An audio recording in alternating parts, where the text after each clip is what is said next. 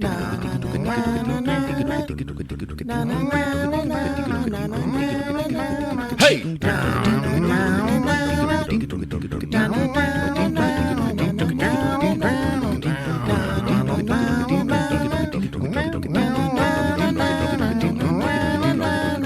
Spider-Man, Homecoming, Sausage Party, Conjuring, Dark Tower, Baby Driver, John Wick, Chapter 2. Hot Shots, Cult of Chucky, The Accountant, Logan, Lucky, Jack Reacher, Passengers, Miss Peregrine, fuck you.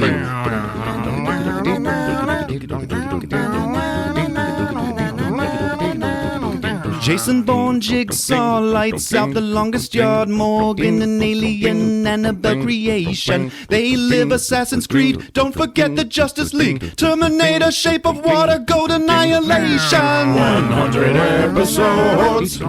Check us out on Twitter when you're on the shitter. 100 episodes. If you kindly choose to leave iTunes reviews. Ghostbusters Don't Breathe, Lego Batman Movie, Hellraiser, Winchester, Thor, Ragnarok. High Water or Hell, Ghost in the fucking Shell, Free Fire, Phantasm sucking on a cock.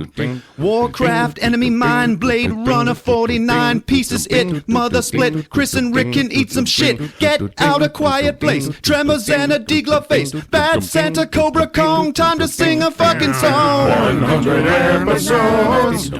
Check us out on Twitter when you're on the shitter. 100 episodes. If you kindly choose to leave iTunes reviews. Deep Rising, Dunkirk, Wonder Woman, Waxwork, Blair Witch, The Last Jedi, Bridge on the River Kwai, My Science Project, Part 1 and Part 2. Hey, okay.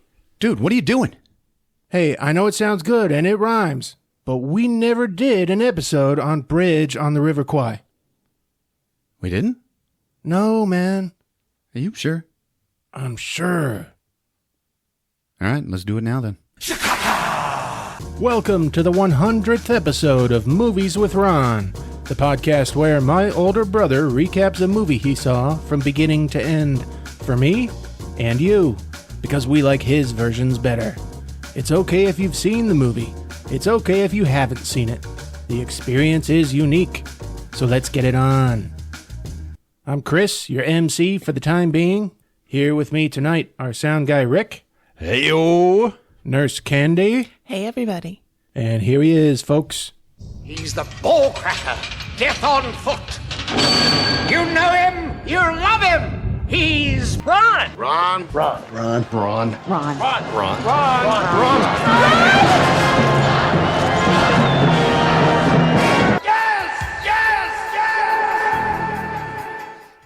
Hey, Ron. Hey, that's right. 100 weeks of being the ball cracker. Oh, my goodness.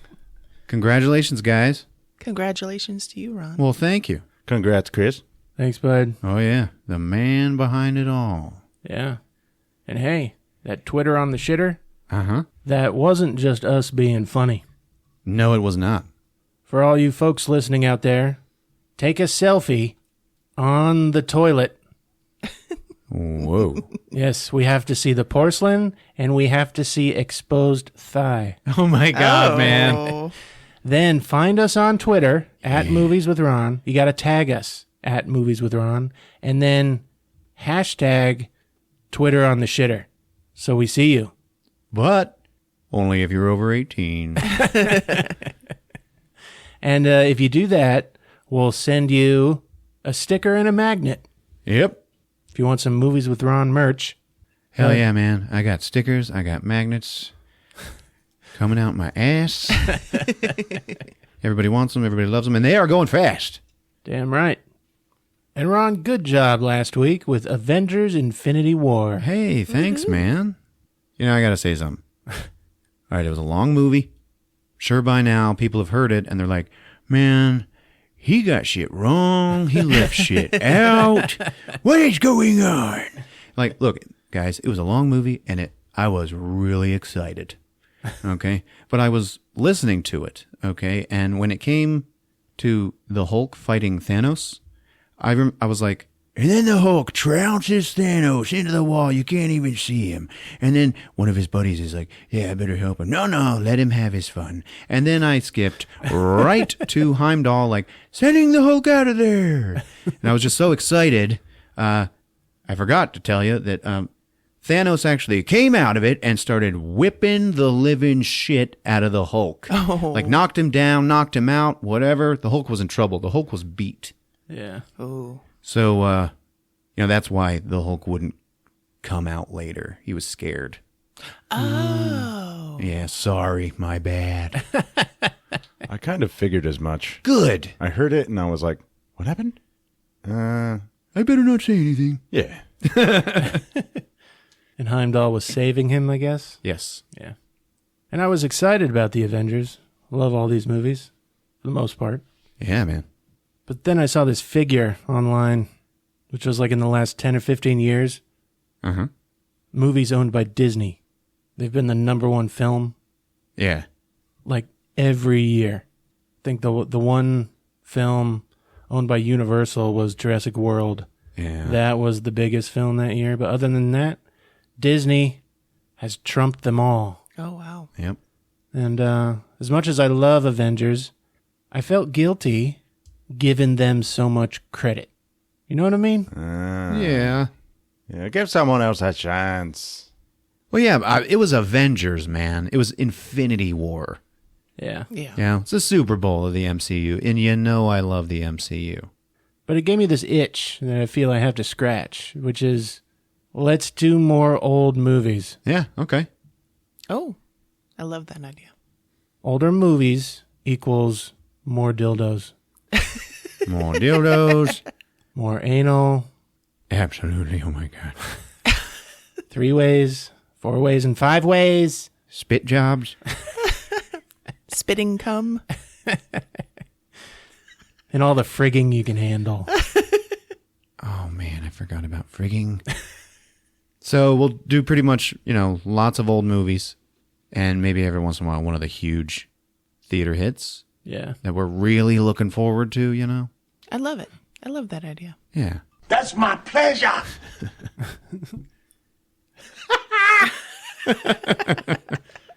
Okay, guys, I've got something special. In honor of our 100th episode, I want to play a game. All right. Here we go. you guys have been building up to this. You should know all the answers after 100 episodes. Oh, shit. I haven't even been here for 100 episodes. When did you join? 74, I believe. Ah, yes, back in 74. Funny thing about this game, like the podcast, it kind of gets dirtier as it goes along, believe it or not. I would expect no less. Now, these questions, the answers are worth 100 points apiece. Whoa. Oh, yes. And if asked for an episode, you get 100 points for the name. And if you can come up with the episode number, it doubles. Oh, God. Yeah. What did you do? Let the game begin.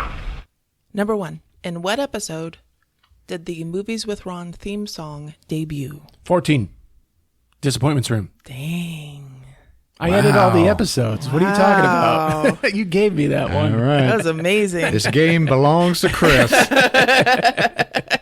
That's 200, right? 200 for Chris. Number 2. What was the first animated movie on Movies with Ron? Lego Batman movie. That is incorrect. Warcraft. It wasn't quite There was animated. There was some. Shit. Sausage Party. You got it. Ah. Episode 13? No, Damn it. close. 10, 11, 12. You can't do that. Yeah, you got to get both. 1, 2, 3, 4, 5, 6, 7, 8, 9, 10. You got to get both. All right, number 3. In episode 17, Miss Peregrine's Home for Peculiar Children, Chris stated that a well-known director had been killed and replaced by a reptile person who has since been trying to impersonate him. Tim Burton. You got it. All right. Thought we were saying the name of the movie. Some have that and some don't. Easy Well, killer. if I'd known. Number 4. In what episode did Ron say he was going to make t-shirts saying, God bless John Tesh? Independence Day. Resurgence. No, that's incorrect. The Shallows. No. Rick, guess? The first 60 episodes are a dream for I know. Rick. How about Hot Shots? No, that was episode 7, Lights Out. Oh, man, that was a good one. Yeah, that It was was. good. Number 5. What movie was the first and only 2-part recap on Movies with My Ron? Science Project. Episode numbers? 16 and 17. That was 24 and 25. Number 6. In what movie did Ron pop our Marvel cherry with? Doctor Strange. Spider-Man. Guardians of the Galaxy.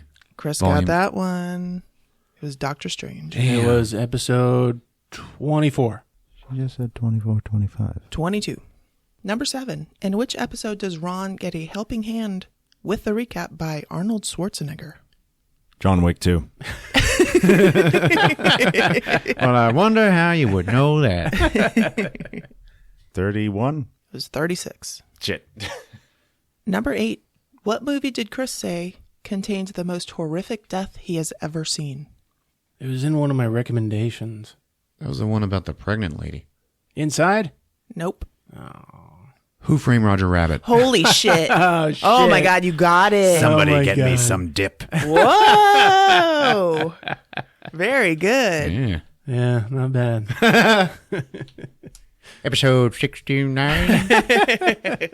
Who got killed? The sneaker shoe. That's correct. Number 9. In what episode do you discuss the quote with an unknown origin? Goddamn Hershey Highwayman. Hot Shots. Goddamn Hershey Highwayman. Number 10. In which episode is the climax of the movie summed up with the audio sample Respect the Cock? The Mummy. That is correct. Oh, okay. Oh, geez. Number 11. In which episode does Rick cast the magic spell Huffty Huffty Huffty Buffty? Give me some cock. He doesn't even know. Might have had a little too much to drink. This game starts making you guys sound so gay. You'll probably have to cut that out. I wish I remembered the shit we say. We were talking about guilty pleasure movies we've never seen. Like rom-coms and stuff. That we have seen, that we love. Oh, okay. Well, now hang on. I just sang it in the damn song. Annihilation. That is correct. Damn it. Woo, you guys are getting whipped. Rick was talking. We were talking about the movie The Craft. And you're like, Yeah. He conjured some cock. And then Rick offered us that actual conjuring. Number 12. In which episode does Chris brandish a magical canteen with which he can drink from and spit out whatever he wants, Krull. including cum? I went back and listened to that and I was like, Ron made fun of him for that. But you made fun of yourself. You're the one who said, I don't know, cum. It was a callback. I know, it was great. And then Ron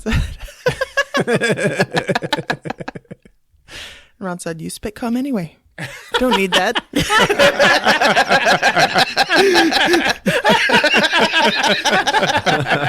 Candy should recap our episodes. Yo, Chris, fuck your feelings. You bastards. Okay, that is correct. It was Krull. Episode 69. Now, number 13. In what episode does Ron describe the villain as having a giant penis and only the head is hairy? Y'all want me to just give this one Justice to y'all? League. There you go. 81. Nope. That was episode 76. Number 14. In the stinger of which episode does Ron ask the question, what is sex like in Santa's bed once those doors close? Christmas Extravaganza 2017. No. This is tricky. Thor Ragnarok? Deep Rising. No. It was right before Christmas, and it was The Disaster Artist, episode 79. Oh, okay. Yeah. I'm just saying, this game makes you want to go back. Like, anybody who hasn't listened to the old ones, they're like, what the hell? They want to go back and listen to that. You need to do more of these. Number 15. During which episode does Chris state, "I'm looking for a fellow cowboy who can really handle some size"?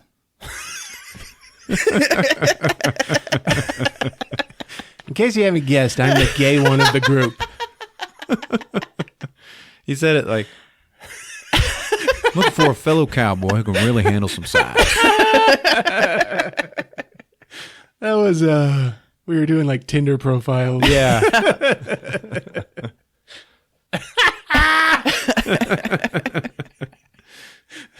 Well hung BBC.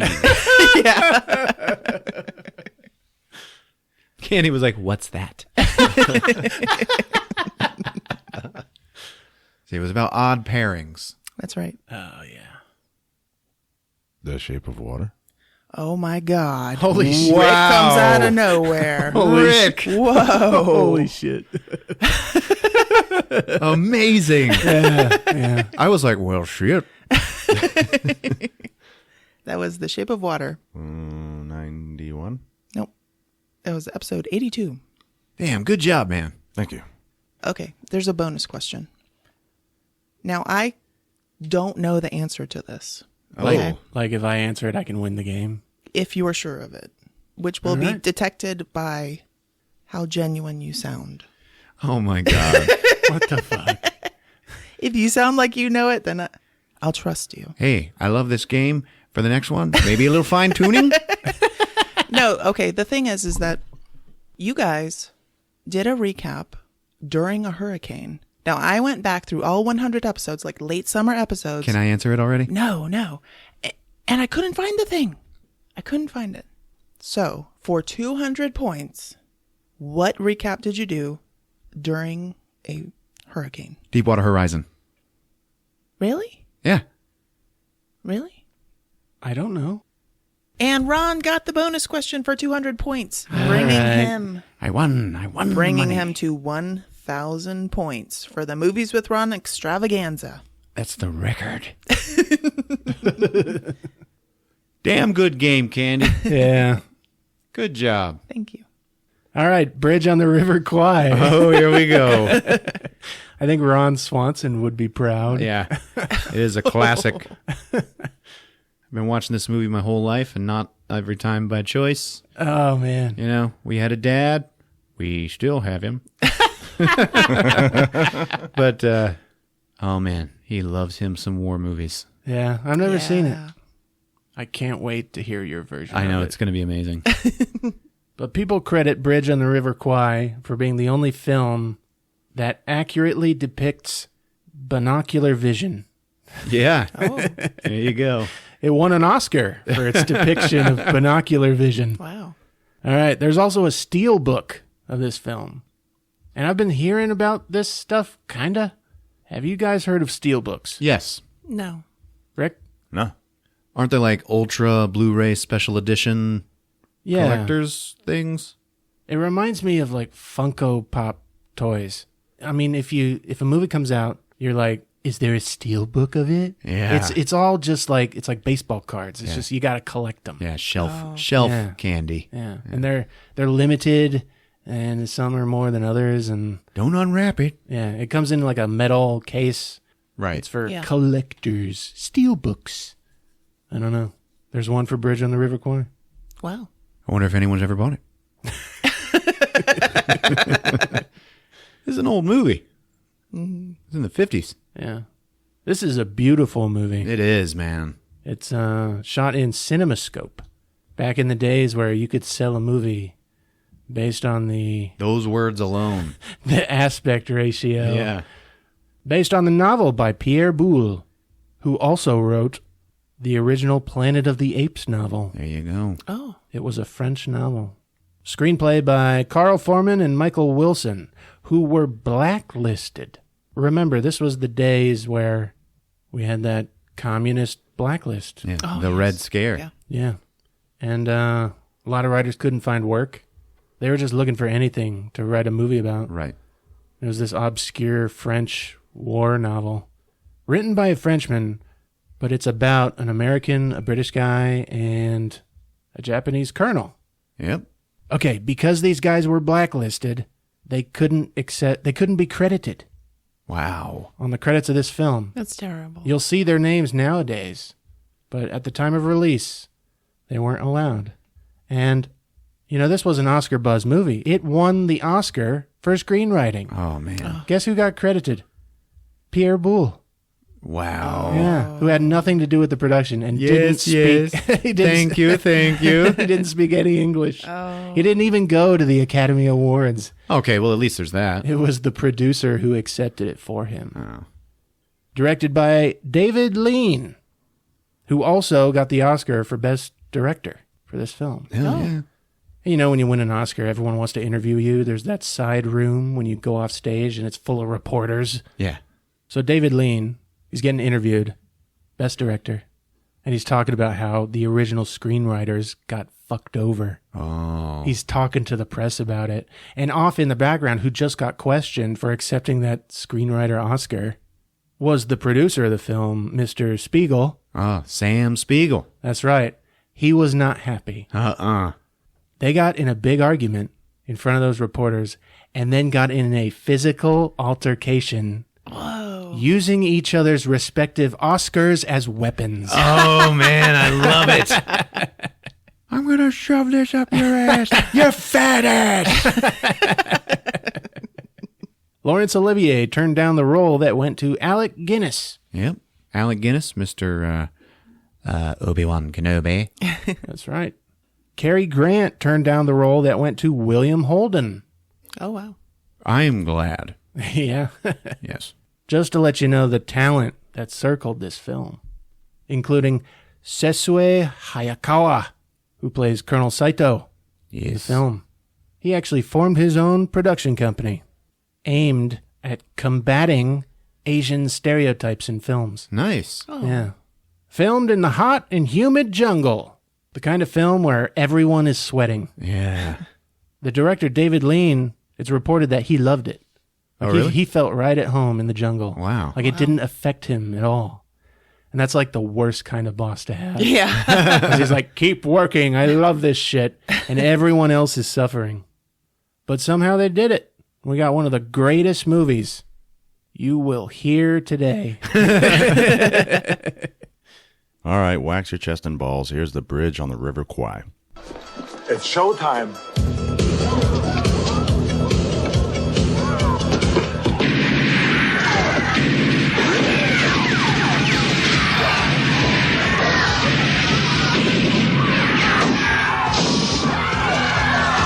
Get the people out! Come on! Get the people out! Can I just say, Nope. I feel the exact same as if Dad had said, sit down, you're going to watch this movie. All right. Oh, thank you for pumping me up. This movie takes place in 1942, and somewhere in or near Thailand, okay, where the Japanese have a foothold, and they have prisoner of war camps that are all building this railroad line that is going to stretch from Burma to Rangoon. Okay? In the center, there is the River Kwai. So we see a bunch of jungle. The shots of the jungle, baby. Noises. Whoop, whoop. Some railroad tracks and some workers on those tracks. And they're like, ding, I hate my life, ding, I hate my life, ding. And then, toot, toot, comes the choo-choo with a whole load of British prisoners of war. And it lets them off. They all have to start hiking off into the jungle. As they do that, we see the bridge on the River Kwai. So all these British soldiers, they're walking through the forest, and they are just like beat down, man. They are like half naked, unshaven, just the way we love them. But it's pretty hot. Everybody's sweaty, covered in gelatin. A gelatinous sheen. We see them being led by Colonel Obi-Wan Kenobi. Woohoo. Mr. Alec Guinness. Anyway, they're all like, hey, my life is shit. Is your life shit? Yeah, pretty much. Okay. All right, let's go over the ridge. And then over the ridge, we see the Kwai River prison camp.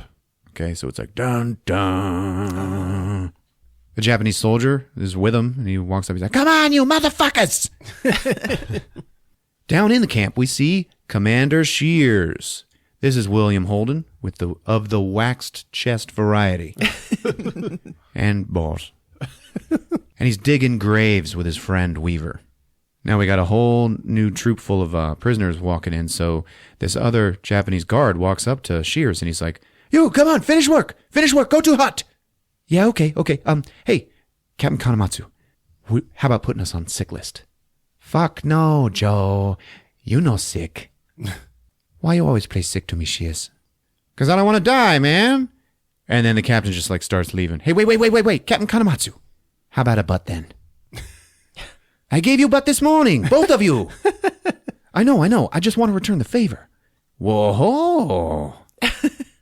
And then Shears actually pulls out of his pocket a cigarette butt and hands it to him.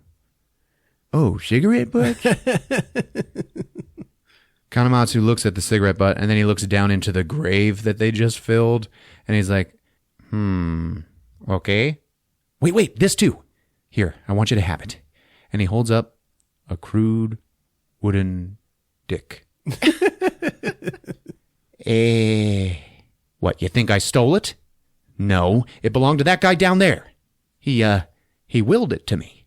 And now I want you to have it. He's holding the dick. Okay, you go on sick list. Your friend too. Thank you, Captain Kanematsu. The guy's walking away like smelling it. Like, Ew. Weaver looks at Shears and he's like, well, one of these days, Colonel Saito's going to catch you bribing him. Then what? It's into the hot hole with us. Yeah, well, before that happens, we'll be far away from here, man. All right, let's finish burying Thompson. And now we cut to the hut of Colonel Saito. He's the man, all right? He is the man in Camp 16. Yeah. Runs it. Outside his hut, he has got this super old guy in just like a pair of shorts, just sitting against the wall, pulling on a rope over and over. And it turns out that guy is powering a fan in Colonel Saito's hut. Oh. So it's like the easiest job in the camp, right? The guy's just like tugging the rope. And he's just like, man, shit. Inside we see Colonel Saito, and he is, sitting cross-legged, and he's painting something on a large piece of paper. It's naked people. It's like stick figures with boobs. All of a sudden he hears whistling, and it is the Colonel Bogey March from In the Distance. You guys know how that goes? Do it. It's like,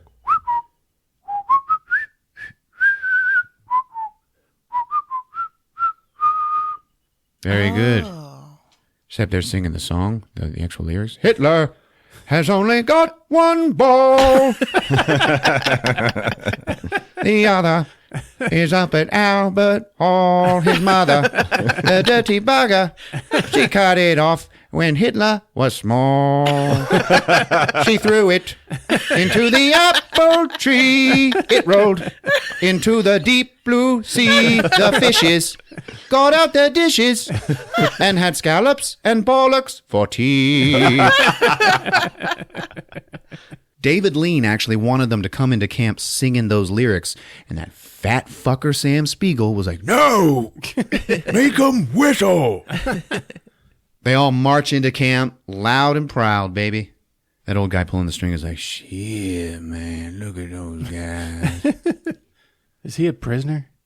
I don't know. Okay. I assume he is, but if he is, he's got some sort of special arrangement. This is all you have to do forever. But you can never stop. Now, from the hospital, which is just another hut, okay, they're all watching these Brits march in, and Shears is like shaking his head. Man, look at these assholes. Formation comes in, and then, halt!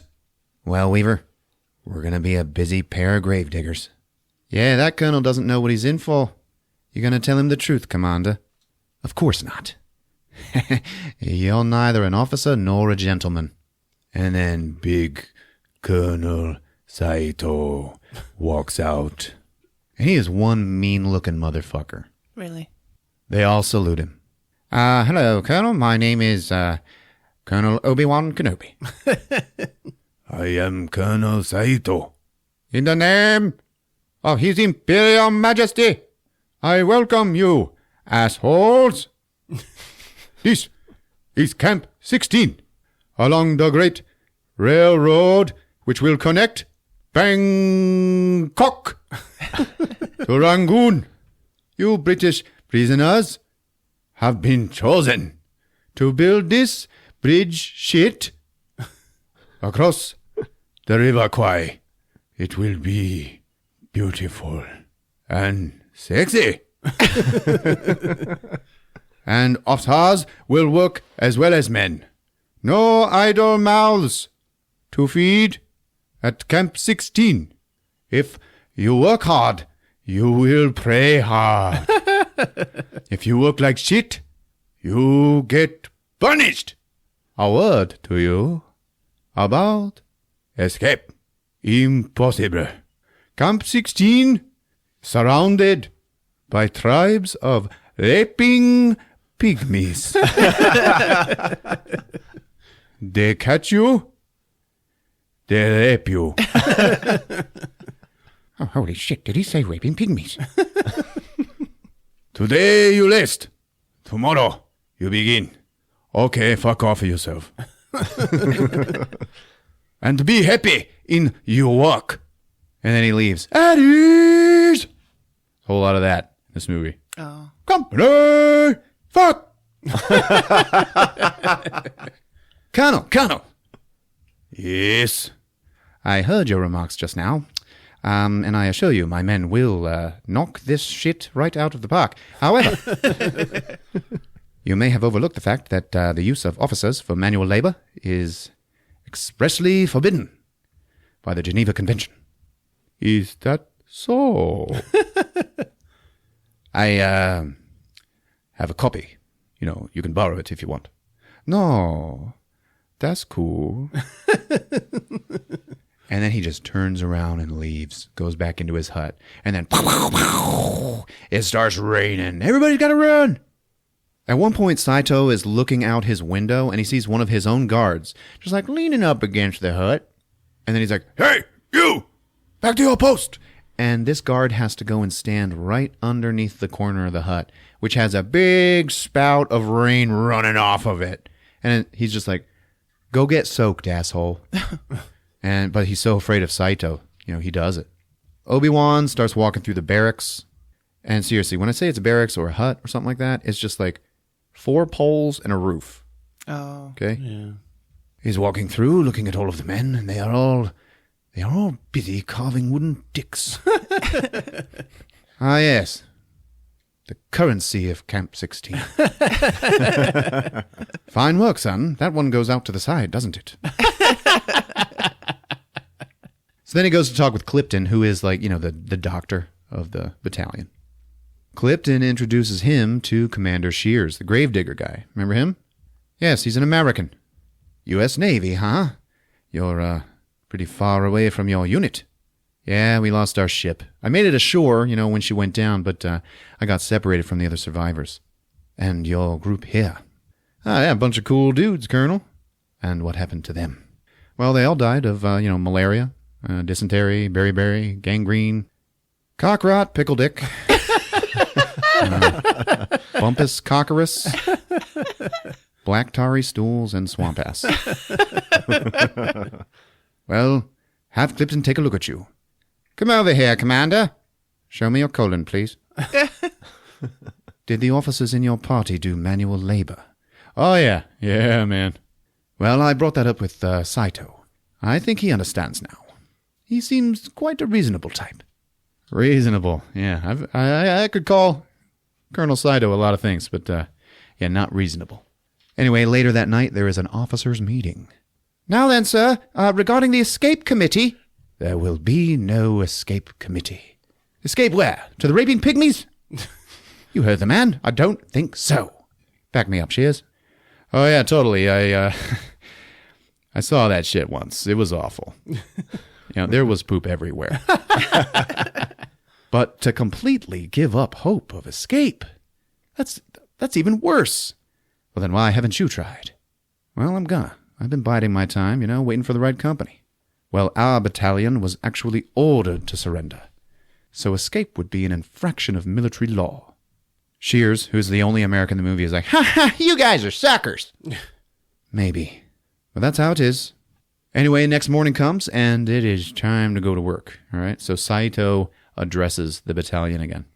English prisoners. Notice, I do not say English soldiers. From the moment you surrendered, you cease to be soldiers. You will finish this bridge shit by the 12th day of May. Time is short. All men will work. Your officers will work beside you. This is only just, for it is they who betrayed you by surrender. Your shame is their dishonor. It is they who told you better to live like a coolie than die like a hero. It is they who brought you here, not I. So, they work too. You motherfuckers, make my bridge! Officers, collect your tools! Some of them start to go get their tools, and then Colonel Obi-Wan is like, Nope. I must call your attention to the Geneva Convention, Colonel Saito. He actually pulls a little booklet out of his pocket. And he's like, Article 27. Saito snatches it. And then out of his own pocket, he pulls out like a little Ziploc baggie with a turd in it. Okay, he opens it up. He's real careful. Like, he pours the turd, which is like very solid. He pours it into the center of the book. And he has to like shake the baggie. And then real slowly he like pushes the book shut on it. He smashes it. And then he slaps Colonel Obi-Wan across the face with it. Oh, God. Yeah, everybody's like, whoa, hey! Colonel Obi-Wan is bloody. He's got a blood dribbling down his lip. Stand fast in the ranks! You speak to me of code! A coward's code! You're unworthy of command! He grabs Colonel Obi-Wan's, like, I'm the captain stick. He snaps it in half and throws it. Oh. My officers will not do manual labor. No fucking way. We shall see. All enlisted prisoners to work! So they all go, and the officers just stay standing there. Saito's talking to one of his underlings, and then a truck pulls up, and nothing happens. Saito like waits until the enlisted prisoners are well out of the camp. Shears, remember he's on sick list. Looks like he doesn't want any witnesses. Now they're all gone, and then Saito goes up to Obi-Wan. He's like, Now, you will be reasonable. You will order your officers to work. No. Oh, okay, then this is gonna happen. And then the truck opens up, and there's a big old Vickers machine gun mounted in the back. And it's like, dun, dun, motherfucker. Uh-oh. He's gonna do it. He is going to do it. I'll count 3. If you assholes aren't on your way to work, you'll all die. 1. I warn you, Colonel Saito. If you strike me down, I shall become more powerful than you can possibly imagine. 2. And then Clifton's like, whoa. There are too many witnesses here, Colonel.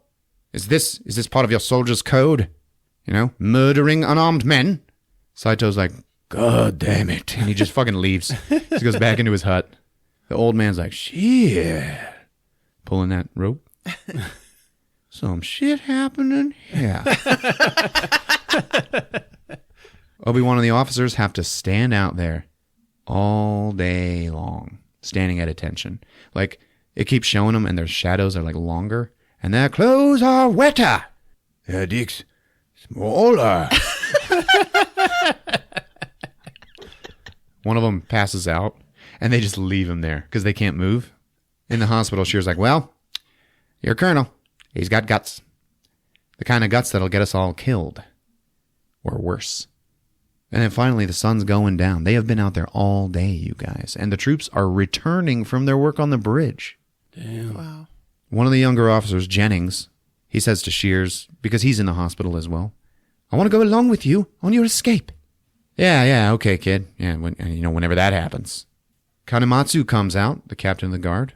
Saito says, all officers to punishment hut. And they get marched off, but not Colonel Obi-Wan. They take him somewhere special. They're dragging him off. All the troops are like, leave him alone. Will you leave him alone? And they just take him to a little black metal box. Okay, that's out in the middle of the yard. Yeah. Got a little hole in one side.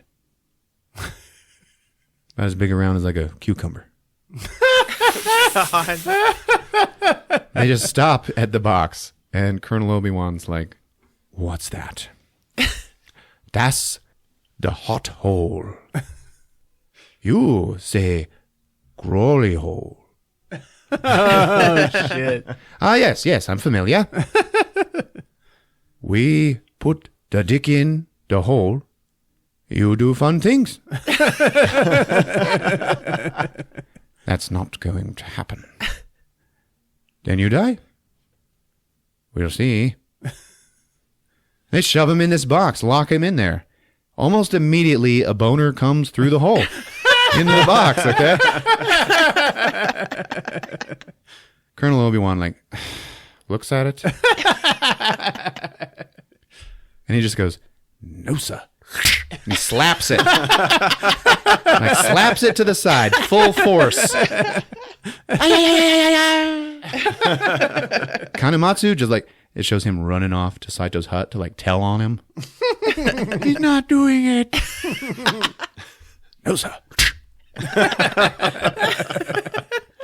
The troops, they see Kanematsu running off, and they all just start singing, for he's a jolly good fellow, for he's a jolly... Anyway, during all of that, Shears, Weaver, and Jennings, they bolt. They try to make their escape through the jungle, past the raping pygmies.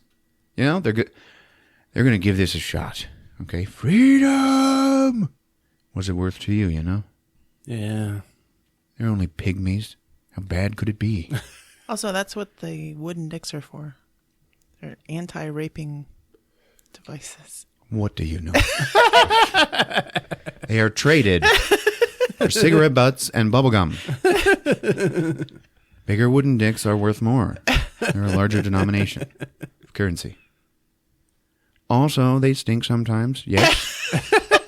You could be right. None of us will ever know, though. Anyway, these guys, they're running through the forest. Robin Hood and Little John are running through the forest, getting raped by pygmies. Two of them get caught, man. Weaver and Jennings. It's just like a cloud of arms and legs and dicks and toes. Oh, God. Okay.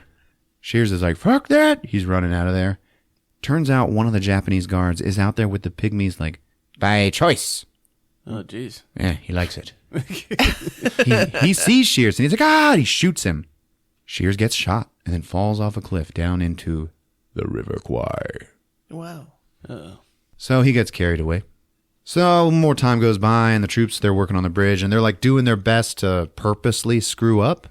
They're dropping shit, accidentally destroying things, hurting each other, hurting themselves. Saito stares at the hot hole from his window. Clipton actually comes to see him. You wanted to see me? Yes, I want to go visit Colonel Obi-Wan Kenobi. Sure. You tell him, if officers don't work, the sick and the injured will. I will be forced to close the hospital, because this bridge shit is behind schedule. That's against the rules. Do not speak to me of rules. This is war, not cricket. You asshole. Many patients will die, and he will be responsible. So then Clipton goes to the hot hole to visit the colonel, okay? And they open up the box and there's flies buzzing out. Clipton, yes. What year is it? Is the war over? It's only been 3 days, sir. Shit. I've brought you some things. Here's a bowl of meat. and a pocket vagina. And it's just a fucking coconut.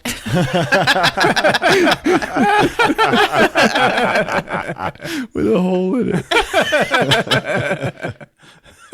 Ah, yes, thank you. How are the men? Fine. And the officers?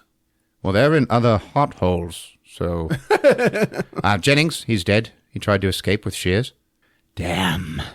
So then Clifton tells him about the blackmail. You know, if you don't have your officers work, he's going to close the hospital, and they have to work. So, you know, they're all going to die. Don't you understand, Clifton? It's a matter of principle. If we give in now, there'll be no end to it.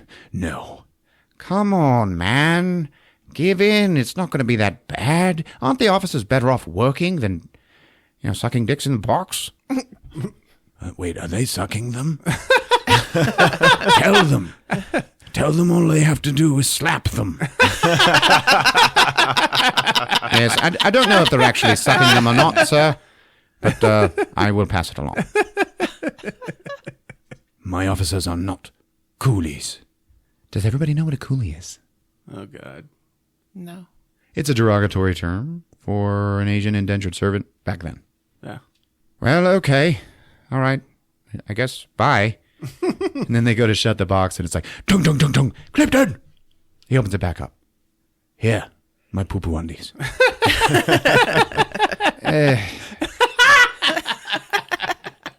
Why did you go in your drawers, sir? The box is big enough for you to, like, use a corner. It's a matter of principle. Hey, what about the American? Shears. He was shot and drowned during the escape. Ah, stupid. Here is where we must win through. And then Clifton leaves. He goes up to Saito. Well?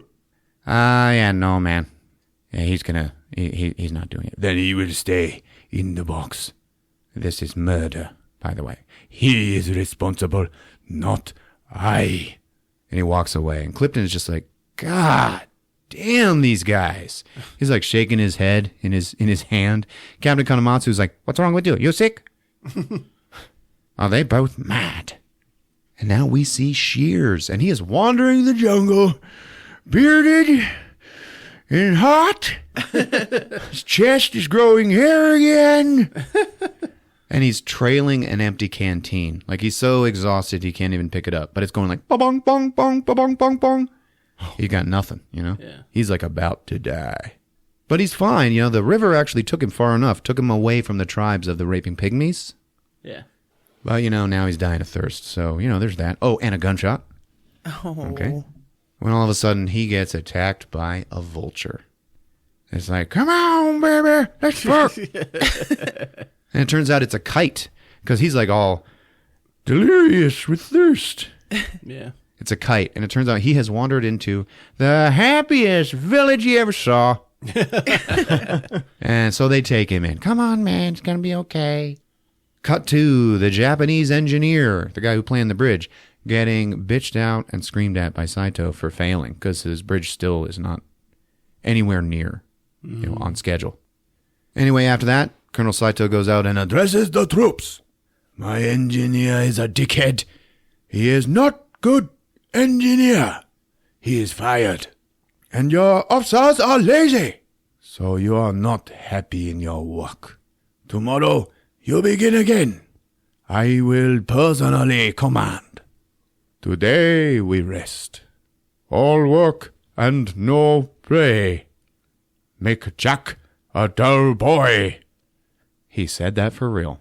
Nice. Oh. Yep, didn't come from The Shining like I thought. As token of regard for your efforts in the future, I give presents to you all. And then a truck pulls up. And it's like, Then it opens up, no machine gun, whole bunch of, like, actual presents, wrapped packages. Okay? So they all go and get them, and they're like, hey, Red Cross packages! He's giving us our own Red Cross packages! Woohoo! Bubblegum and porno! But it's like 50s porno. Hairy and softcore. So the next day, it's bridge construction, and Colonel Saito is out there overseeing. And yes, he has brought the old man and the fan. Shit.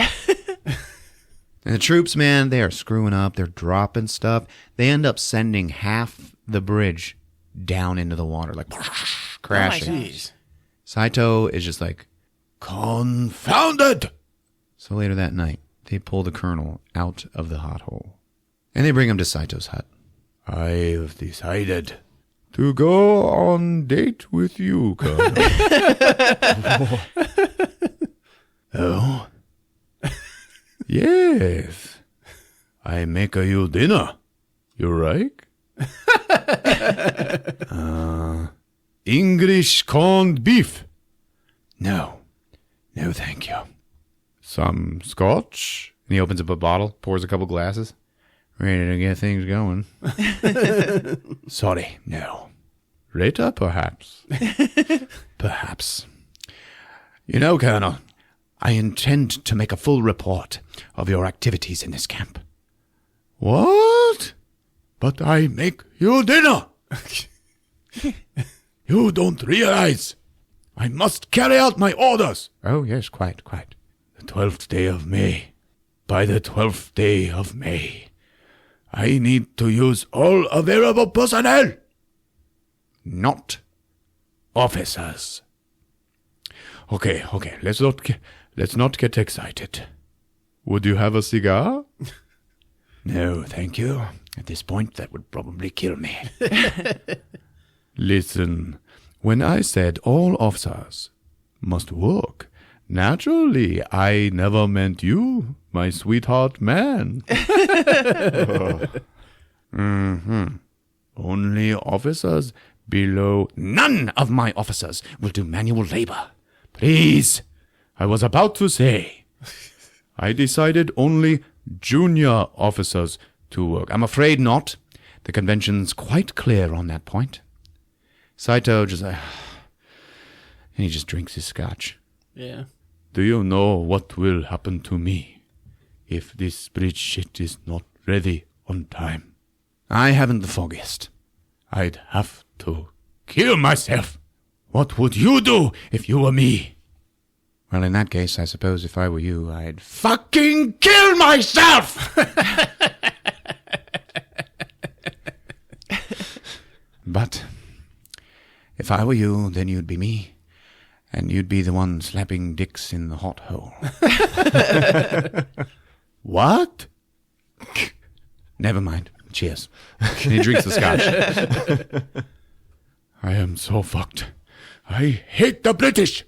You are defeated, but you have no shame. You are stubborn, but have no pride. You endure, but have no courage. You know, it's pointless to go on like this. Yeah, I'm leaving. No, wait. Okay. What if I cuddle you in the night? Cuddle, you say? Yes. No. Poor Saito. For real. It almost humanizes him. It totally does. Yeah. Just about at the point of begging, but still can't give up his pride to ask, you know? Yeah. So now we cut to a happy and healthy Shears leaving the happy village. All right, he's been given a boat and one clay pot full of water. Oh. They like put a lei of flowers around his neck, you know, like in Hawaii. Wow. Like, okay, bye-bye, have fun. He's like, all right, it's pretty good. I'm going to get this boat and paddle my ass out of this shit. So he heads down the River Kwai. And almost immediately, he is out of water. Oh. Okay, and he's thirsty. He's looking in the pot, nothing there. And he's like, oh, God, I'm so tired. It's so hot. It's been like 3 hours. And then he reaches down into the water of the river, okay? And he has to, like, swish all the human poop out of the way. Oh, no. And then he just starts drinking out of his hand. So right away is sick and passed out. And he's just laying on that boat like he's ready to die again. Anyway, today, Saito and his officers are all in formal officer dress, you know? They actually release Colonel Obi-Wan from the hot hole, and This is because it's the anniversary of our great victory over Russia in 1905. That's the Russo-Japanese War, you guys. Okay, that was a thing. Fighting over Manchuria, Korea. In honor of this, I give the troops a day of rest. And I am declaring general amnesty. It will not be necessary for officers to do manual labor. And it's like, dun, dun, dun, dun, dun, dun, dun, dun, dun, dun, dun. He did it. And they're all like, yeah, he did it. Yeah, yeah. So they're all allowed to join the population again. And now they have to work on the bridge, but only in an administrative capacity. You know, like this was all so he didn't actually have to like pick up a hammer. Yeah. It's kind of shitty. A little bit. Okay. I don't know. Anyway, he has won the right to just tell the men what to do. Yeah. And they all celebrate, you know, wooden dicks fly into the air. And now the movie can actually begin. That's right. But first, we see Saito in his hut, like, crying. Oh. Yeah, by himself, crying alone. Really? Yeah, huddled in the shower. It's being powered by two men outside, but, you know, clutching his knees. So now Colonel Obi-Wan is like, on the scene, you know, supervising the bridge building. And everybody's still like, acting like fuck-ups. And there's this whole sequence where he like whips the men into shape because they're acting unbecoming of a British soldier. He ends up talking to his engineer, and they decide they need to move the bridge like quarter mile down the river because the mud is too... It's so sticky. Yeah. You know, the mud's too deep. They can't reach bottom, you know. The bridge will fall. And he's like, we have to rebuild this battalion from the crazy rabble the Japanese have turned them into. It's going to be a proper bridge to occupy the men so they can take pride. They end up going to Saito and like calling a big meeting with him and his men. And they tell him about the relocation idea, and he is furious with his engineer that he like already kind of fired, but he really just demoted him to a house cat. And so now he has to like, it shows him like picking up his model bridge and walking out of the meeting, like to go and kill himself, I guess. He doesn't kill himself. They throw him in the hot hole. He's like, ooh. So this meeting with Saito, it's all about the new plans for the bridge. And they're like, you know, our men will work faster and better than before. And since we're building the bridge, will the Japanese work on the railway so that the whole thing can be complete by the 12th?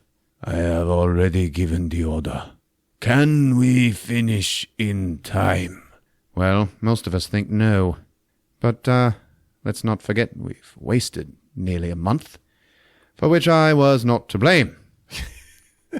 Anything else? Good. So they all leave. They're walking away. And Clifton, remember the doctor, he walks up to Obi-Wan and he's like, I hope the Japanese appreciate what we're doing for them. I'm not concerned with that. Some other guy's like, oh, sir, I forgot to tell you, the trees around here, they're very similar to elms. And the elm piles of the London Bridge, they lasted 600 years.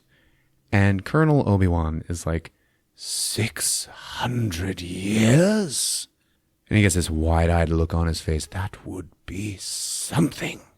So he starts to, like, become really obsessed with building this bridge and, like, doing a great job. Yeah. You know, and he exhibits hubris. Maybe starting to manifest a little. Clifton just walks away, shaking his head. And then we cut to a sunny beach in Ceylon. And there's like a nice, real nice hospital. Like this is like a tropical resort, like station where the British are stationed. Yeah. And there's a new character, Major Warden. And he's walking around and he's looking for the American named Shears. Ah, yes, he's down on the beach. So he goes down to the beach and finds Shears, and he is having the time of his life. He's laid up with some blonde nurse, and they're just like swimming in the ocean, and they already have like like, he's been there a little while now. They have a relationship. Oh. Yeah. And he's like, give me a kiss, baby. No, there's too many people watching. You know, you give me powders, pills, baths, injections, enemas. When all I need is love. That is all you need is love. Here, I've got something for you. And he gives her a beautiful turquoise necklace and earrings. Nice. Oh, wow. Yeah, she's like, whoa, where did you get this? I got it at Amanda's Paparazzi. Amanda's Paparazzi? What's that? Oh, it's amazing. It's an online boutique that sells the most beautiful jewelry you could find. Well, it is beautiful, but it must have been so expensive. That's the best part. Every item is only $5. So you can look like a million without breaking the bank. Visit them on Facebook at Amanda's Paparazzi or go to paparazziaccessories.com/123813. Did you just say everything is $5? That's right, baby. Money can't buy love, but happiness only costs $5.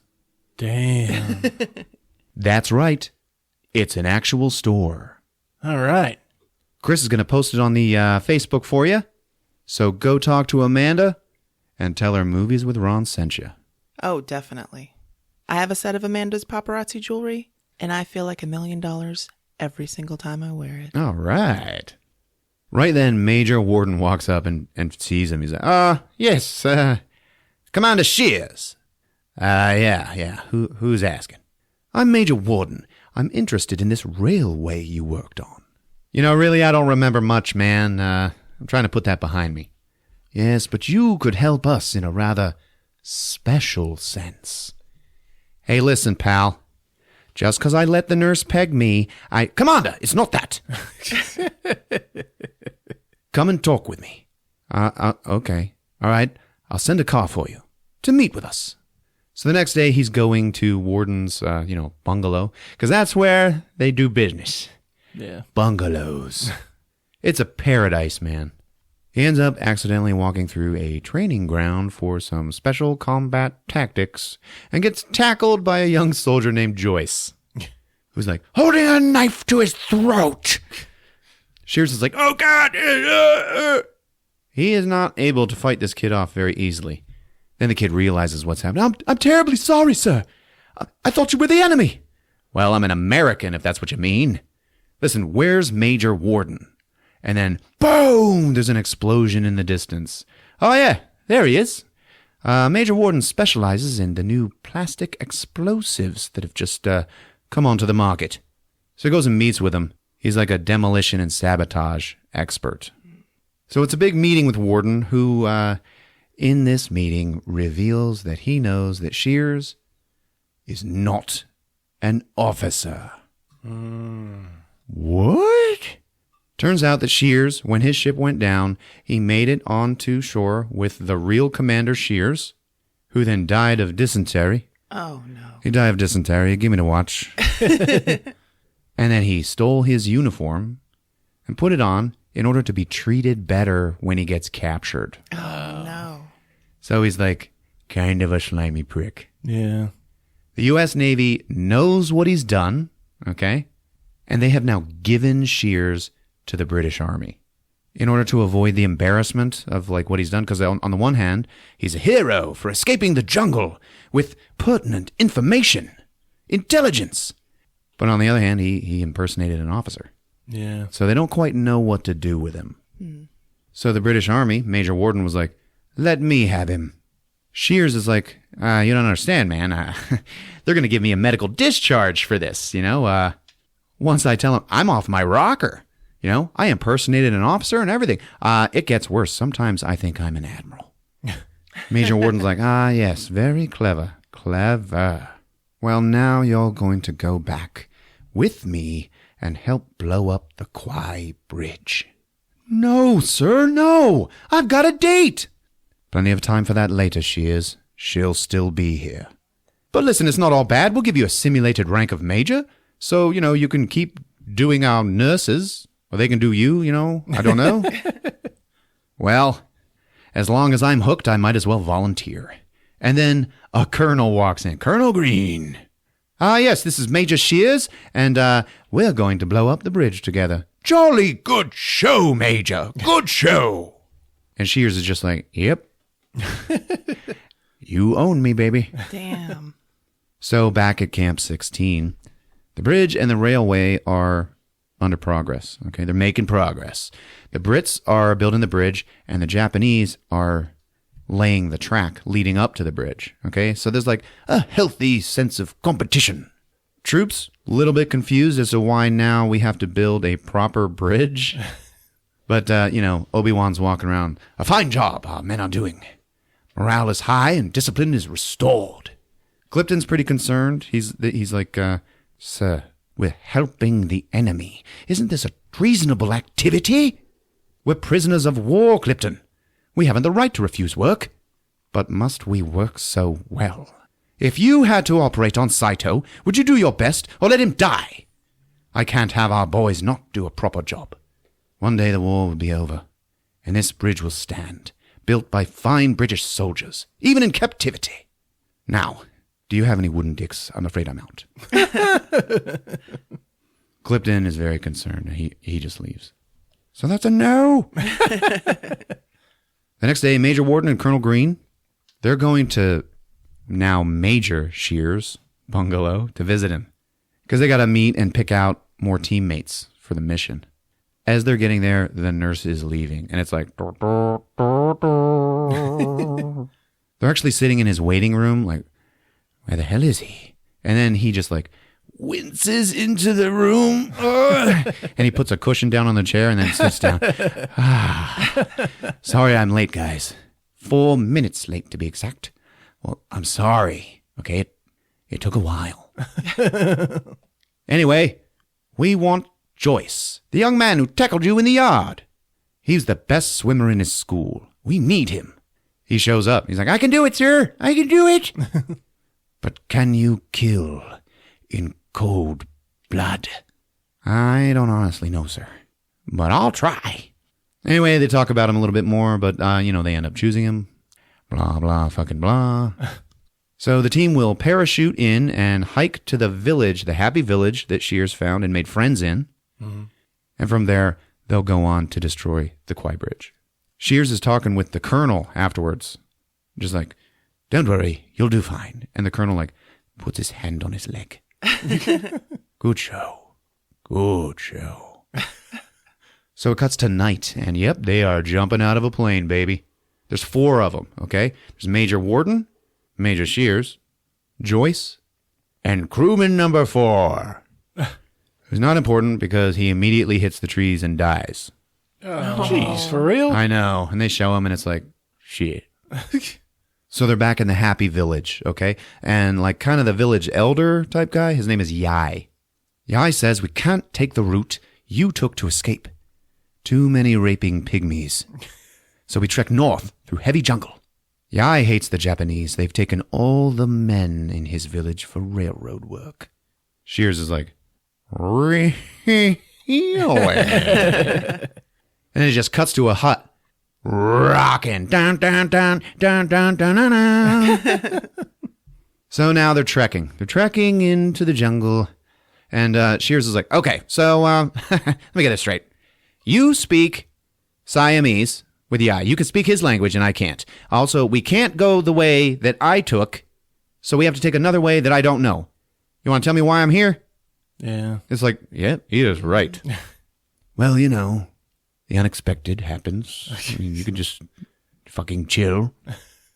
So they're trekking, and remember, there's no men in the village. So all the people that are carrying their gear for them, the bearers, are young Siamese women. Oh. So they got like 3 or 4 of them with them, and they're just hacking through the jungle. And it's hot, and it's sweaty, and it's beautiful. Like, I love jungle movies, man. Anyway, young Joyce, he's pretty sweet on one of these ladies. He's walking next to her, and he, like, takes the stuff that she's carrying, like, here you go, I'll carry it. You can just, like, hang out. But he says to her, he looks at her, and he says, lovely. And she's like, me tong tone. which means I don't know. Shears sees this happening, and he quotes Saito, and he's like, "Be happy in your work." Yes, sir. Shears just got some. What's going on? Yeah. And then one of the women is eyeing Shears, and he's like, "Oh, yeah?" Anyway, they keep trekking. They end up going through, like, Poop Swamp, Diarrhea Creek, and that's where they pick up the leeches. Oh, yeah. Leeches! So now they have to, like, have a break, where it shows them all removing leeches. Okay, and Major Warden, he's, like, sitting there, burning them off of his leg with a cigarette, because it looks cool, and it looks resourceful, but it is, in fact, the exact wrong way to remove a leech. Ladies and gentlemen, if you ever have leeches, do not burn them off. You can just pry them off with a knife or something like that, okay? When you burn them, it makes them immediately regurgitate everything in their stomach right into your wound. Oh. Yeah. Okay? But if you pull them off, you're fine. And then we got that out of the way. They're trying to work their radio to get some, intelligence on what they're walking into, maybe. And it is broken. So Shears is pissed off. He's like, everything's broken in this jungle. This jungle is shit. It's shit jungle. You brought me here. And he kicks the radio. And then it starts working, playing music. This is Radio Tokyo signing off. This is your friendliest enemy, reminding you to take it easy and never volunteer for anything. That was in the movie. Yeah. Isn't that weird? Yeah. All of a sudden, they start doing Morse code and they communicate with home. And they get a message that there's a special train full of Japanese officers and troops that's going to be coming through across the bridge on May 13th in the morning. And their orders are to synchronize their demolition with destroying the train as well. Ah. Right? 2 birds, 1 stone. Exactly. Yeah. So now the Brits are hauling ass and busting hump working on this bridge, okay? Colonel Obi-Wan, he visits Clipton's hospital now, and he's like, listen, we're behind schedule. Can any of your sick and injured work on the bridge? And Clipton's like, what the hell? What has happened to you, man? Come on. There's always a few malingerers, What about that guy over there? He's got dysentery. Like, his guts are hanging out of his ass. Oh, okay. Not him, then. What about you? You there? You've got a scratch on your arm. It's gangrene. Yeah, but I wonder if maybe the fresh air and light duty will do him some good. This is shitty, Colonel, what you're doing right now. Well, we're behind. Anyway, come on, men. Any of you want to volunteer? Do some light duty, a spot of paint here and there, maybe carrying some stuff. Help get the job done for the British Army. And these guys are like looking around like, no. Yeah. But they stand up like, anything you say, sir. Good show, let's go. So then they all march out of the hospital and off towards the bridge. And one of them is like, dragging his gimpy, gangrenous foot behind him. Colonel Saito is actually watching that out of his hut, and he's like, what the fuck? Yeah. It's okay with you do it, but not me. Anyway, back in the jungle, okay? And our team has stopped for a super relaxing, flirty, get it on with the Siamese girls while they wash your body, swim in the watering hole. Oh, yeah. Oh, it looks fun. Like, stop the movie. Let us show you what it's like out here. Beautiful country, clean water, young women. Come to the bridge on the River Kwai. I don't know. They're all paired up now, okay? Like Shears with one of the girls, and then Joyce with the girl that he liked. They're like, sitting together, kissing and stuff. And then there's Major Warden, okay? And he's walking around, and he's like watching them, because he's all about rules and business. And then he looks over, and he sees one of these young Siamese girls. And he walks up to her, and he's like, and she just goes, no, and walks away. He's like, but it's okay. That's fine. Nobody wants to have sex anyway. Sex is stupid. Am I right, Major Shears? Sex is stupid, right? Have you ever had sex? And Shears is like, wait, what? You know, did you just ask me if I've ever had sex? Like, what is it you think I was doing with the nurse? You know, begging. Wait, did you, are you saying begging? Yes. I don't know what you were begging for, but I was pegging. Pegging. Oh, what's that? Bend over and I'll show you. So Yai, who has come with them on the trek, is looking around seeing all this going on. And he's like, yeah, that's cool. Just like, use my daughters and then break their hearts. It's fine. And then one girl runs into some Japanese guards who are out there looking for pygmies. Ah! And they're like, hey, who are you? Come on over here. And then the soldiers see that, and they're like, baby. And they throw a grenade at those guys. Take most of them out. Boom! And then you guys, so many bats come flying out of the trees. Oh my God. It is amazing. It's actually almost worth watching the movie for. Okay, so many bats. The sky goes black with bats. It's cool, man. Yeah. So they kill all of the guards except for one, and he runs into the jungle. Now they have to chase after him. But they're like, don't use your guns, use your knives, or we're going to end up shooting each other. And so they have to do this short little thing where they're hunting this guy in the jungle. They're walking by all these beautiful plants. This movie actually makes jungle trekking look awesome. Until like you get bit in the face by a black mamba. He bites you in the face so hard that it broke your neck anyway. And that kind of stuff, they left that out. Anyway, Joyce ends up finding the guard, and he's got his knife out, and it's time. It's time to see if Joyce can kill in cold blood. And he freezes up, and then Major Warden appears behind him and stabs that asshole guard down in the chest. Oh. But he takes the guy down as he stabs him, and then he gets shot in the foot. Oof. So he killed the guard, but now he's injured. And it looks bad, okay? And he's like, I'm fine. Yeah. No, it's fine. So he tries for a while, but it's pretty pathetic. Like he falls behind, like pretty badly. So he's like, no, leave me behind. I'm fucked. You're in charge now, Shears. So they argue about the rules, like, you're always worried about your rules, how to die like a gentleman, how to die by the rules, when the only important thing is how to live like a human being. So then Yai and the girls end up making him a stretcher, so they gotta carry his ass. So they carry him until they find the bridge, and Shears kind of takes over because Warden's foot, And when they show the bridge, man, it's beautiful. It's complete, It's really cool to see. They actually built this for this film. Wow. Damn. So they got to get closer, and they decide to wait until night. So then the plan is that Joyce and Shears will float some plastic explosive downstream, rig the charges on the bridge piles, but like 3 feet underwater so nobody can see them, all right? Mm-hmm. And then Joyce is going to hide on the side of the river with the detonator while Shears covers him from another location. Warden is going to man his mortar if a distraction is needed. And then when the train comes, boom, baby. Yeah. Man, this sucks. Why? I don't want the bridge to blow up. Oh, wow. You're just like... The Colonel worked so hard on it. Yeah. I love his tunnel vision about his dedication to making it great. Wow. Yeah.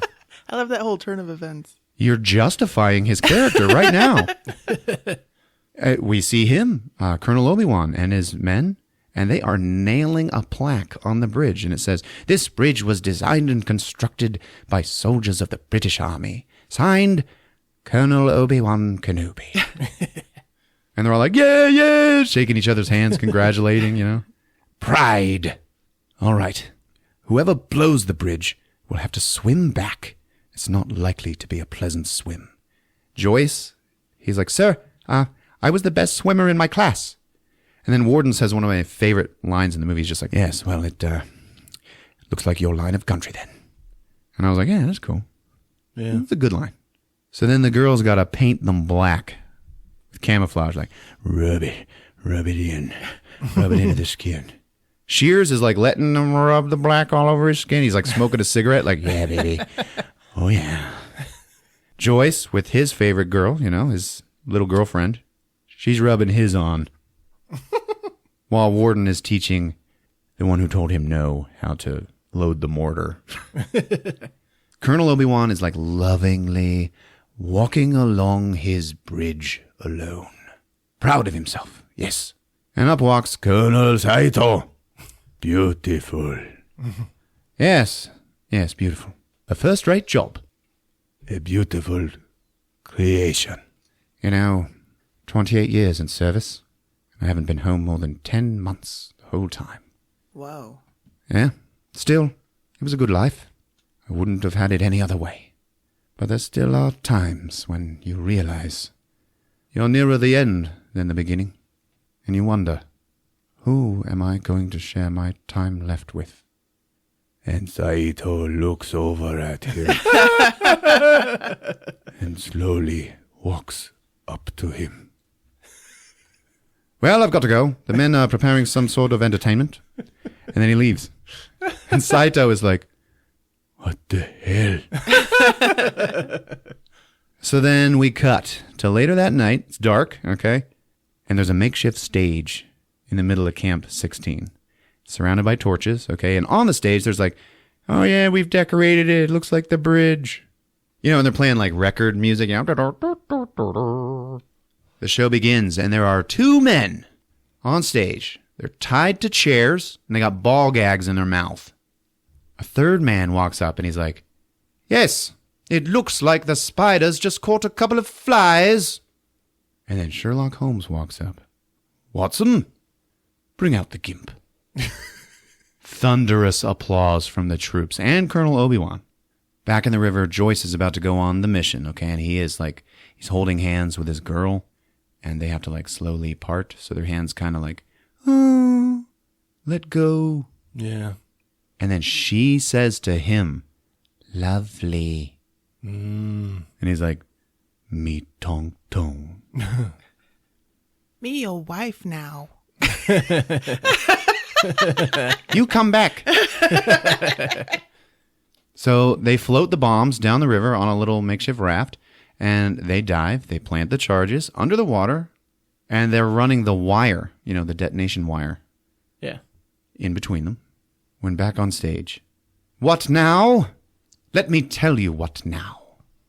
I'm going to call a couple of hard, pipe-hitting ne'er-do-wells to go to work on Holmes here. With a pair of pliers and a blowtorch. And the crowd's like, yes! Woohoo! Bravo!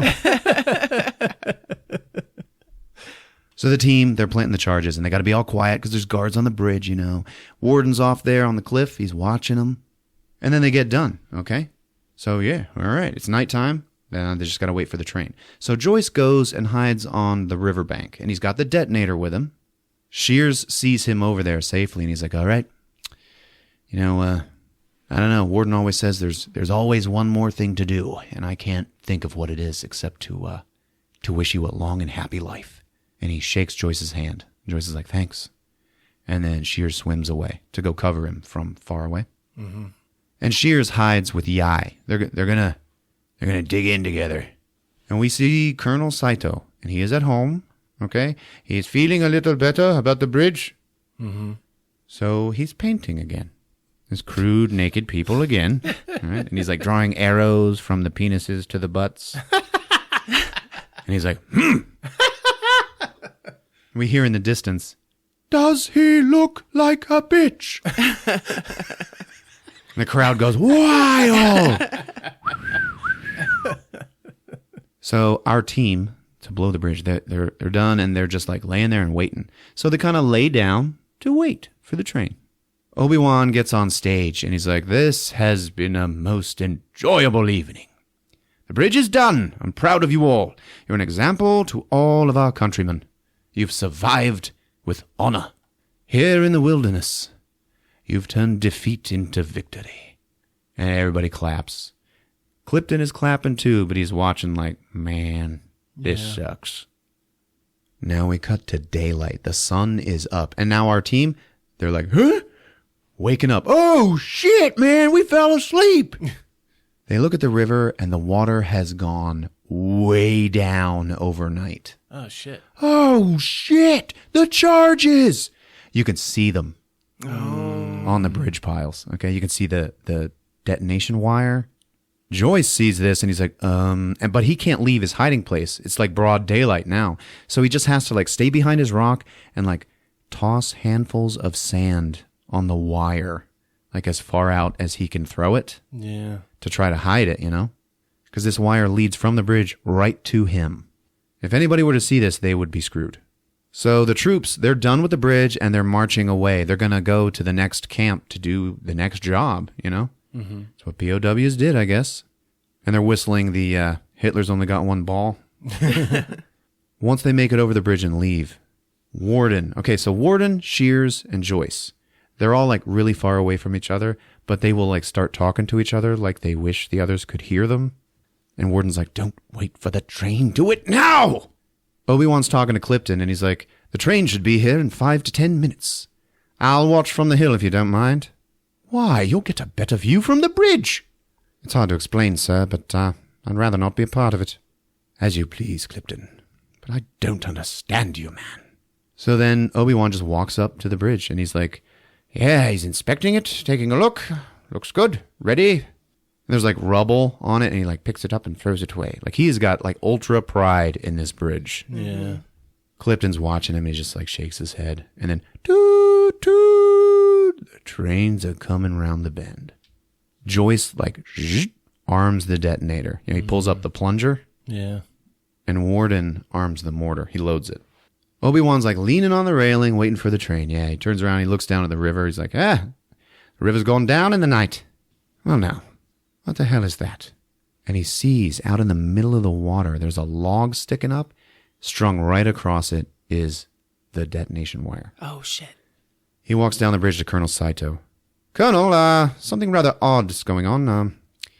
I think we'd better have another look round before the train comes across. Eh? Okay. So they walk down to the riverbank, okay? And now they can both clearly see the wire in the water. Yeah. And they start following along the water. Shears sees this happening, and he's like, oh, shit. Warden's like, he's gone mad. He's leading him right to it. Our own man. Joyce peeks out, and he sees 2 colonels coming his way. And he's like, oh, shit. And then he racks his rifle and pulls the detonator close, like he's getting ready, baby. Obi-Wan sees the wire coming out of the water in the sand, and he picks it up. And he's like, I was right. There is something going on. And he pulls the wire out of the sand and exposes it. And it leads right over to a certain spot where we know Joyce is. Shears sees this happen. He holds up his knife. And he's like, you've got to do it, boy. You've got to do it now. Joyce can't hear him, of course, but he still pulls out his own knife. Obi-Wan's holding this cord, and he's like, Colonel Saito, do you have your knife? I've just realized the bridge has been mined. And he's like trying to pull the wire apart, trying to break it. Colonel Saito says, mined? Just as Joyce runs up behind him and stabs Saito in the back. And Saito falls, and he kind of falls on top of Joyce, all right? Joyce pushes him off of him, but then Colonel Obi-Wan's like, no! And he tackles Joyce, okay? Joyce starts yelling at him, British officer, sir! Here to blow up the bridge! Blow up the bridge? Yes, sir! Yes, sir! No! Help! He starts screaming to the Japanese guards, help me! Help! The guards come running down. Warden sees that shit and he's just like, kill him! Kill him! You don't understand, sir! Obi-Wan's just like holding him down, just trying to hold him down. Shears stands up in his hiding place and screams, kill him! And he jumps down into the water and starts swimming towards him. He's got his knife. The guards can now see him, and they start shooting at him. They see the struggle between Obi-Wan and Joyce, and they start shooting at them too. Oh. So bullets are flying across the river now. Obi-Wan is still holding Joyce down when Joyce gets hit and dies right underneath him. Damn. The guards then see Yai and shoot him dead. Okay, Major Warden and the girl, they load the mortar and they start firing. Boom, boom, boom. Shears finally makes it to the other side of the river, okay? He's got his knife out, and he just starts running for Colonel Obi-Wan. And then he is shot, and he falls. Oh. But he staggers up, and he starts like, still coming towards the Colonel. And he actually gets shot a couple of more times. Yeah. And he falls, and then he crawls towards the Colonel. And he still has a killing look on his face. Wow. Yeah. Colonel Obi-Wan looks down at him, and his eyes go wide. You. And Shears is just like, holding his knife. You. And then, toot-toot, the train is almost there, okay? And Warden fires the mortar again and kills a whole bunch of guards that are right there near the Colonel and Shears, but Shears also dies, okay? Oh. Colonel Obi-Wan is also hit, and he goes down. And he gets up. He's hit by shrapnel. He's wounded. Yeah. And then he staggers around, and he turns towards the detonator. And then he takes off his hat. And the camera gets square on his face, and he says, "What have I done?" And then he starts running for the detonator. And then, boom! There's another mortar blast that hits him and fills him with more shit. And he goes down. And he slowly gets up and staggers back towards the detonator. And then dies and falls onto the plunger. Big ass titties! Right as the train is about to go over the bridge. Wow. Yeah. So the bridge collapses, okay? And then the train just drives off into the river. Oh. We see Obi-Wan take his final breath while he's laying there. Then Major Warden sees the explosion, and he's like, oh, holy shit. It all worked out. Clifton is on the hill. Remember, he didn't want to be a part of it. And he's just like, madness! And he runs down to the riverbank. Major Warden turns to all of the Siamese women who are all just staring at him. And he's like, I had to do it. I had to do it. They might have been captured alive. It was the only thing to do. And then they just look down. And then they give him his walking stick. And they all leave. Damn. Yeah. Floating in the water, we see the plaque for the bridge on the River Kwai. Yeah. Aww. And Clifton just stares down at the aftermath. He's just looking at all of these dead fuckers. And he just yells out, madness! Madness! And he looks down, and he sees at his feet a wooden dick. And he kicks it away. And the credits roll, baby. Hell yeah. Yeah, there you go. Wow. There you have it. The Bridge on the River Kwai on Movies with Ron. Holy shit. You never knew it was so awesome, did you? It was like Shakespeare at the end there. That's what this was, pretty much. Huge tragedy. Yeah. Okay, so is the normal response to feel conflicted between the characters? Yeah, I believe so. Yeah. Oddly enough, I lampooned this classic war movie. And they, based on a true story. Well, yeah. There is a bridge on the River Kwai. Yeah. And there are men that these characters are based on, but the story was like completely changed for this movie. It was heavily changed. That's why I don't feel bad about lampooning it, Yeah. Like the guy that Colonel Obi-Wan is based on, he was a real guy. And the real Colonel Saito, he wasn't actually a colonel. He was actually the second in command of the real camp. Mm-hmm. He was actually known for being quite fair and merciful to the prisoners. So much so that at his war trial afterwards, the real lieutenant colonel spoke up for him, and they became friends. Yeah. Wow. Slap that dick away. No, sir. There's no bodily fluids. He's going to be dehydrated in there. He won't even have any spit. What's he going to do? I know. I've way overthought it. You use sweat. Lube it up with sweat. I was like, is there mud on the ground? There's mud somewhere. What is it called when the person who's kidnapped, starts to think well of their kidnapper? What's that called again? Either Stockholm or Munchausen syndrome. Yeah, Stockholm syndrome. Is that what was kind of happening to Colonel Obi-Wan, Stockholm syndrome, with Colonel, what's his name? Saito. Or did they forge a genuine connection? I think that's the case. Through the work. Like, I don't even think Saito wanted to be there. Right. And he was on like a death mission. Like if he didn't get it done, he had to kill himself. So, Yeah, man. I do think. And did Colonel Obi-Wan I think he went feel mad. compassion for that, for his predicament?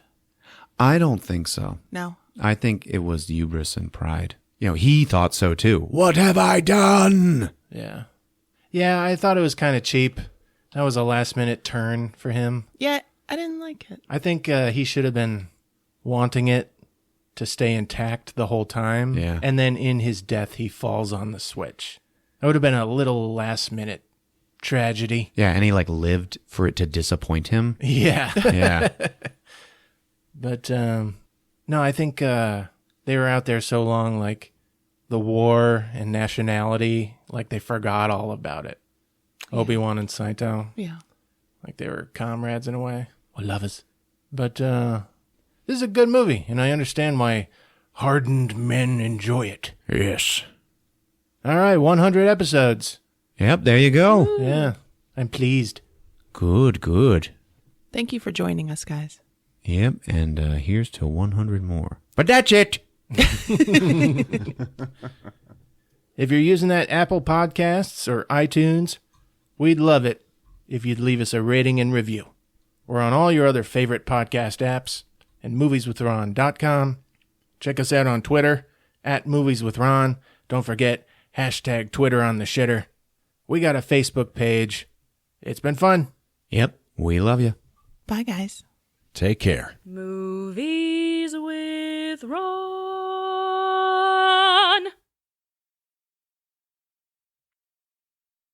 Getting hungry for your turkey dinner? Somebody take a fucking picture of that shit.